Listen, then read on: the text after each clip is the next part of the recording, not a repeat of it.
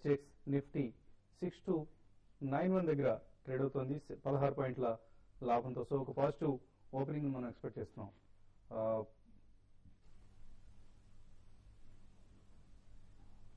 Yeah, so callers కొంతమంది line లో ఉన్నారు. Next caller. Hello, Suryavanshi spinning అండి. ఎక్కడి నుంచి మాట్లాడుతున్నారండి? హైదరాబాద్. హైదరాబాద్ నుంచి. మీ పేరండి? ప్రమోద్ అండి. ప్రమోద్. సో మా పీసీఆర్ కొంచెం ఉదయం బద్ధకం ఇంకా వదిలినట్టుగా లేదు, అందువల్ల మీ పేరు మళ్ళీ అడగాల్సి వచ్చింది. సో ప్రమోద్ గారు చెప్పండి. సూర్యవంశీ స్పిన్నింగ్ అండి. ఓకే అండి. 40 రూపీస్ లో తీసుకున్నాను. 40 రూపీస్ లో బై చేశారు. ఓకే అండి.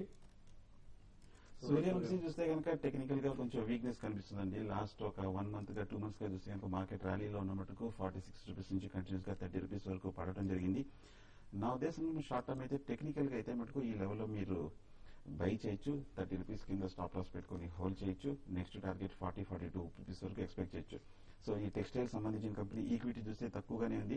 అలాగే ప్రాఫిటబిలిటీ చూస్తే ఫండమెంటల్ గా చూస్తే మటుకు పెద్ద ఏం పాజిటివ్ గా లేదు. ఫండమెంటల్ గా వీక్ ఉంది. టెక్నికల్ గా ఒక మైనర్ అప్ ట్రెండ్ వచ్చే అవకాశం ఉంది. కొంచెం కాన్షియస్ గా ఉంటే మంచిది.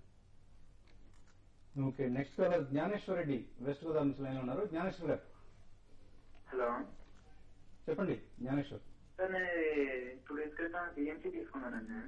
ఓకే అండి. అది 2225 తీసుకున్నాను. తగ్గిందంటారు? గురించి యా, సిఎంసీలో ఇన్ఫాక్ట్ రిజల్ట్ కూడా అనౌన్స్ చేయడం జరిగింది. రిజల్ట్ ఏదైనా డిసప్పాయింట్ చేయడం వల్ల ప్రైస్ తగ్గుతుందంటారు, లేదా యాజ్ యూజువల్ రిజల్ట్ తర్వాత ప్రైస్ తగ్గడం సాధారణం కాబట్టి అలా? రిజల్ట్ ముందే స్టాక్ బాగా పెరగడం జరిగిందండి. మనం చూస్తే వర్టికల్ గా 90 degrees లో స్టాక్ కొంత మిగతా అదర్ కంపెనీస్ తో కంపేర్ చేసుకుంటే ఐటీ కంపెనీస్ వేసుకుంటే కొంత అవుట్ పర్ఫార్మ్ చేసిందని చెప్పాలి. తర్వాత రిజల్ట్ తర్వాత ఈ స్టాక్ లో కరెక్షన్ చూసాం కాబట్టి ఇది 1-2 రోజులు ఉంటుందండి. ఓవరాల్ ఇంకోటి ఏంటంటే ఇన్ఫోసిస్ రిజల్ట్ ఉన్నాయి కాబట్టి మీరు 1 week లో చూసుకుంటే 8% దాకా పెరిగింది. 1 month లో 15-16% దాకా పెరిగింది. పెరిగినప్పుడు ఏంటంటే ఒక 3-4% కరెక్షన్ అనేది మామూలే. సో కొంత స్టాక్ అయితే కొంత కిందకి రావడానికి కూడా అవకాశం ఉంది.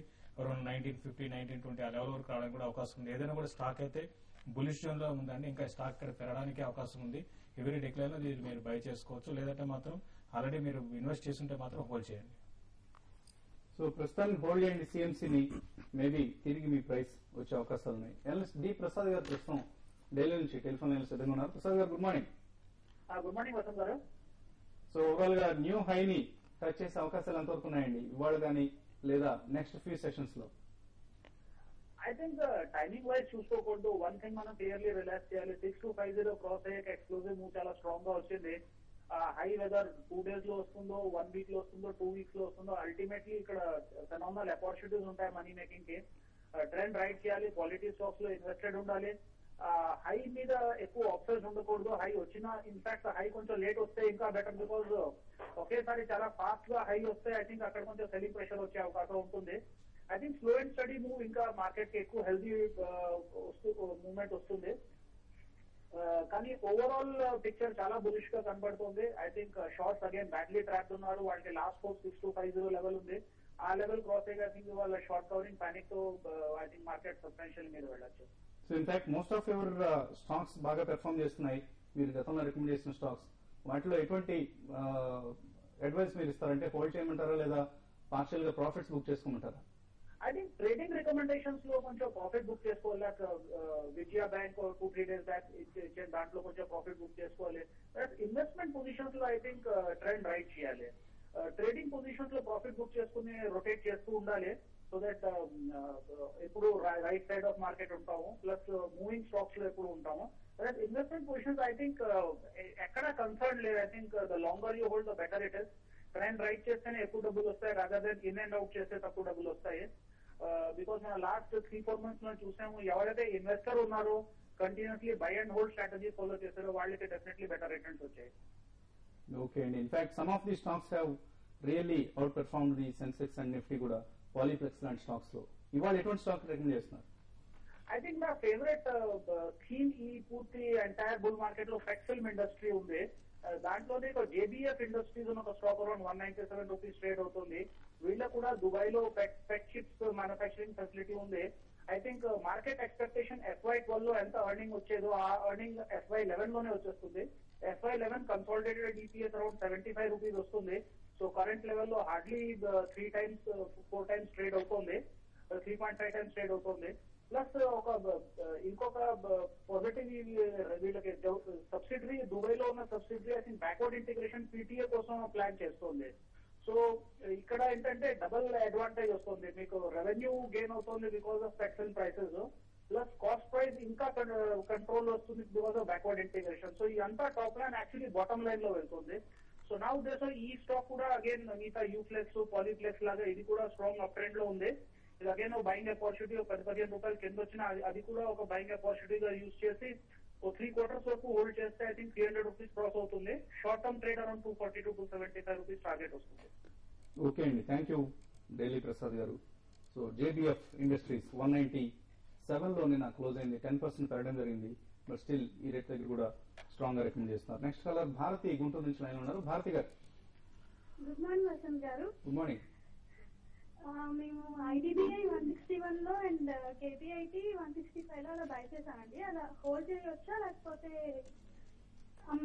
సెల్ చేయమంటారా? నేను అమ్మాయిమంటారా?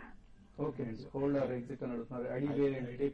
IDBI అయితే చాలా స్ట్రాంగ్ గా ఉందండి. నిన్న కూడా చూసాం, చాలా స్ట్రాంగ్ గా 2-3 రోజుల తర్వాత కన్సల్టేషన్ తర్వాత నిన్న చాలా స్టాక్ మూవ్ వచ్చింది.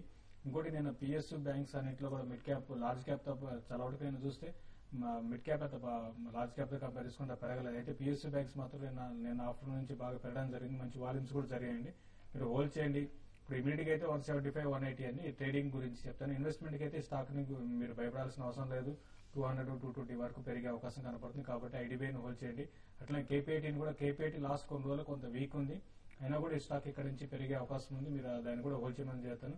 మార్కెట్ బులిష్ ఉన్నాయి కాబట్టి ఇటువంటి మిడ్ క్యాప్ స్టాక్స్ పెరగడం స్టార్ట్ అయ్యి వాల్యూమ్స్ స్పర్ట్ వచ్చిందంటే మాత్రం చాలా తక్కువ టైంలో ఎక్కువ పెరుగుతాయి. కాబట్టి మీరు ఓపికతో హోల్డ్ చేయాలండి. సో డెఫినెట్ గా హోల్డ్ చేయండి. KPIT రీసెంట్ గా ప్రసాద్ గారు కూడా రికమెండ్ చేయడం జరిగింది. ఈ స్టాక్ నెక్స్ట్ 2 to 3 months లో 220 రూపీస్ టార్గెట్ ప్రైస్ ఇవ్వడం జరిగింది. నెక్స్ట్ కాలర్ రమేష్ నిజామాబాద్ నుంచి లైన్ ఉన్నారు. రమేష్ గారు హలో. హలో చెప్పండి రమేష్. సార్ సత్యం కంప్యూటర్ గురించి చెప్పండి సార్. సత్యం కంప్యూటర్ సర్వీసెస్. అవునండి. ఇన్ఫాక్ట్ మీరు 3వ రమేష్ ఇవాళ. సత్యం చూస్తే కనుక మొన్న రిజల్ట్ వచ్చినప్పటి నుంచి కొంచెం వీక్ గానే కనిపిస్తుందండి. 105 నుంచి కంటిన్యూస్ గా 85 రూపీస్ వరకు పట్టడం జరిగింది. బట్ రిజల్ట్స్ అయితే కనుక కొంచెం నెగిటివ్ గా వచ్చినా కూడా బట్ గైడెన్స్ ఫ్యూచర్స్ అయితే కొంచెం పాజిటివ్ గానే కొంచెం గైడెన్స్ ఇచ్చారండి. నా ఉద్దేశంలో టెక్నికల్ గా అయితే 80 రూపీస్ దగ్గర టెస్ట్ చేసే అవకాశం ఉంది. 80 రూపీస్ దగ్గర కన్సాలిడేషన్ అవుతే కనుక డెఫినెట్ గా పాజిటివ్ చెప్పొచ్చు. కానీ 80 కింద కనుక కంటిన్యూస్ గా ఒక 1 or 2 సెషన్స్ క్లోజ్ అవుతే మటుకు షార్ట్ టర్మ్ మరింత వీక్నెస్ ఉంది. షార్ట్ టర్మ్ స్ట్రాటజీ అయితే మటుకు 80 కింద 2 సార్లు క్లోజ్ అయితే ఎగ్జిట్ అయ్యి మళ్ళీ ఒక 60 లెవెల్లో తీసుకోవచ్చు. బట్ యాజ్ ఇట్ ఈస్ సత్యం మటుకు ఒక కొంచెం వీక్నెస్ కనిపిస్తుంది. సో ప్రస్తుతానికి షార్ట్ టర్మ్ అవుట్లుక్ వీక్ గా ఉంది సత్యం కంప్యూటర్ సర్వీసెస్ లో. మరొక రమేష్, 4వ రమేష్. హలో రమేష్. శేష్ గారు గుడ్ మార్నింగ్. అండ్ ఇంకొకరు ఉన్నారు సార్, వాళ్ళు గుడ్ మార్నింగ్ సార్. సుందర్ గారు. సుందర్ గారు యా సార్. అండ్ నా పేరు రమేష్ అండి. 4వ రమేష్ ఇవాళ. రమేష్ అంటున్నారు, చెప్పండి రమేష్.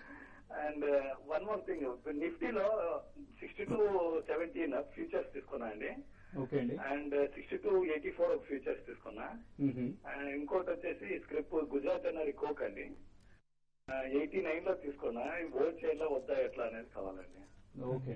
నిఫ్టీలో మీరు లాంగ్ పొజిషన్ ఏమైనా తీసుకున్నట్టున్నారండి. మీరు 6280, 6270 తీసుకున్నారు. ఇది కూడా మార్కెట్ లో అయితే చాలా బులిష్ ఉన్నాయి. ఇంకోటి నిఫ్టీ ఫ్యూచర్స్ కి మనం గమనిస్తే దగ్గర 30-40 పాయింట్స్ ప్రీమియంతో ఉంది. నేను కూడా ఇంకా ఇక్కడ నుంచి మా నిఫ్టీ పెద్ద పెరగపైన కూడా పడే అవకాశం లేదండి. ఇక్కడ ఈ రోజు ఒక 20 పాయింట్స్ 30 పాయింట్స్ పెరుగుతుంది, అక్కడ కన్సాలిడేట్ అవుతుంది. మళ్ళీ ఇంత పెద్ద మూవ్ రావాలంటే కొంత టైం పడుతుందండి. ఓవరాల్ గా ఇక్కడ కొంచెం కన్సాలిడేషన్ ఫేజ్ లో ఉంటుంది. మీరు నిఫ్టీ ఫ్యూచర్ ని మీరు లాంగ్ పొజిషన్ హోల్డ్ చేయండి. 6220 అక్కడ స్టాప్ లాస్ పెట్టుకుని హోల్డ్ చేయండి. అరౌండ్ 6350, 6400 ఆ లెవెల్ కూడా పెరిగే అవకాశం ఉంది. అక్కడ ఒకసారి ప్రాఫిట్ బుక్ చేసుకోండి. తర్వాత గుజరాత్ ఎన్ఆర్ఐ కుకింగ్ చూస్తే లాస్ట్ ఒక 1 వీక్ నుంచి స్టాక్ లో మంచి వాల్యూమ్స్ జరుగుతున్నాయండి. కాబట్టి గుజరాత్ ఎన్ఆర్ఐ కుకింగ్ ఇంకోటి కమాడిటీ సైకిల్లో చూస్తే ఇది మిగతా వాటితో కంపేర్ చేసుకుంటే ఏం పెరగలేదు. ఇది ఇక్కడ నుంచి పెరిగే అవకాశం ఉంది. ఇది కూడా హోల్డ్ చేయండి. ఇప్పుడే కమాడిటీస్ లో మంచి అప్ అండ్ రావచ్చు, ఎందుకంటే గ్లోబల్ ఎకానమీ అంతా కూడా బాగా రికవర్ అవుతున్నాయి. యుఎస్ మార్కెట్ కూడా న్యూ హైస్ కి వస్తున్నాయి. కాబట్టి ఏంటంటే కమాడిటీస్ లో ఒక పెద్ద ర్యాలీ రావచ్చు. కాబట్టి గుజరాత్ ఎన్ఆర్ఐని హోల్డ్ చేయండి. నెక్స్ట్ 2 months లో ఒక 110 దాకా స్టాక్ పెరిగే అవకాశం ఉందండి. ఓకే అండి, ఫైనల్ గా ట్రేడర్స్ ఎటువంటి సలహా ఇస్తున్నారు? సో ఇవాళ మార్కెట్ చూస్తే పాజిటివ్ గానే ఉంది. ఇందాక చెప్పినట్టు 6,300 పైన కనుక ఏ మాత్రం నిలబడిందంటే కనుక ఫర్దర్ అప్ ట్రెండ్ ఎక్స్పెక్ట్ చేయొచ్చు. అలాగే స్పెసిఫిక్ స్టాక్ లో చూస్తే హెచ్డిఎఫ్సి లాస్ట్ ఒక 10 days గా ఒక కరెక్షన్ చూసి నిన్నే ఒక అప్ సైడ్ బ్రేక్అవుట్ చూసాము.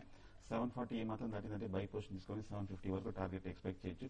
క్లోజింగ్ ఇన్ఫాక్ట్ స్ట్రాంగ్ గా ఉందంటే ఇది పొజిషన్ కూడా కన్వర్ట్ చేసుకునే స్టాక్, ఏదైనా స్ట్రిక్ట్ గా స్టాప్ లాస్ మెట్లు మెయింటైన్ చేయాలి.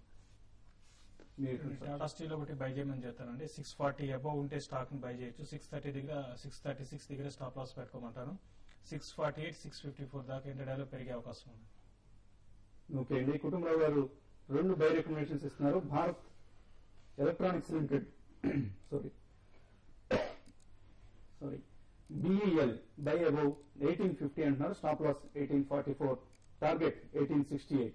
అలాగే బిఈఎంఎల్ మరొక public sector company by above 1150 అంటున్నారు, స్టాప్ లాస్ 1144, టార్గెట్ 1180 వరకు వచ్చే అవకాశం ఉంది. అమర్నాథ్ శాస్త్రి గారి రికమెండేషన్స్ లో కొంత కన్ఫ్యూజన్ ఉండడంతో మనం ఇవ్వలేకపోతున్నాం. Bajaj auto, I think if the prices are correct try to follow that recommendation. మరొక 10 నిమిషాల్లో tv5money.com లో profit first trade on tv5money.com లో వెబ్ కాస్టింగ్ ప్రత్యక్ష ప్రసారంలో కలుగుతాం.